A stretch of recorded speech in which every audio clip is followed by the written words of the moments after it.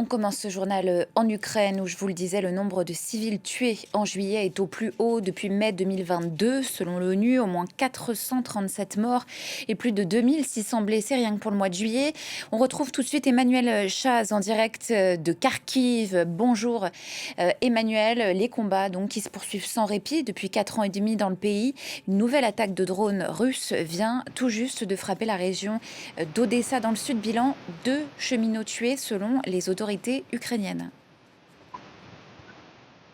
Oui, tout à fait. On l'a vu sur les images qui circulent de cette attaque. C'est la locomotive d'un train qui a donc été ciblée par un drone russe. 2 victimes cette fois. Donc le chauffeur du train et son assistant, nous disent Ukrzaliznytsia, la compagnie de train. Et c'est l'occasion en fait de rappeler que ces attaques sur les chemins de fer, qu'il s'agisse de trains de marchandises ou bien de trains de passagers, de gares, de structures ferroviaires, d'entrepôts, eh bien, elles se sont multipliées, notamment cette année. En fait, il n'est pas rare de devoir évacuer, même lorsqu'on est dans un train passager, lors d'un transport, parfois plusieurs fois par trajet, parfois pendant plusieurs heures. Donc ça occasionne des retards et surtout, on sent vraiment que finalement, on est à l'abri nulle part. On n'est pas à l'abri chez soi puisqu'il y a des frappes de drones et de missiles de façon quasi quotidienne. Et puis, on n'est pas à l'abri non plus quand on est en transport puisque même les trains sont visés par les drones russes. Donc, les pilotes de ces drones, ils voient ce qu'ils ciblent, ils repèrent un train,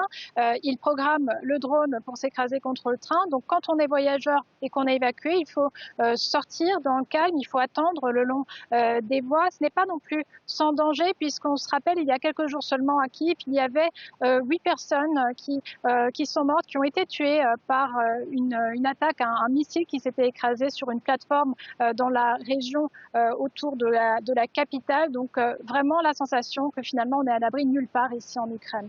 Et dans le même temps, Kiev intensifie ses frappes sur la Crimée annexée par Moscou. Ce jeudi, une attaque ukrainienne a fait au moins un mort dans la péninsule. Quelles sont vos informations? J'entends les sirènes d'alarme derrière vous, Emmanuel Chaz. Absolument, je vais me hâter de vous répondre. Donc une nouvelle attaque en Crimée occupée. Selon la Russie, il s'agirait d'un officier de l'armée russe. Ce genre d'attaque est assez courante finalement en territoire occupé, notamment que la Crimée a vu une intensification des attaques, non seulement contre les partisans.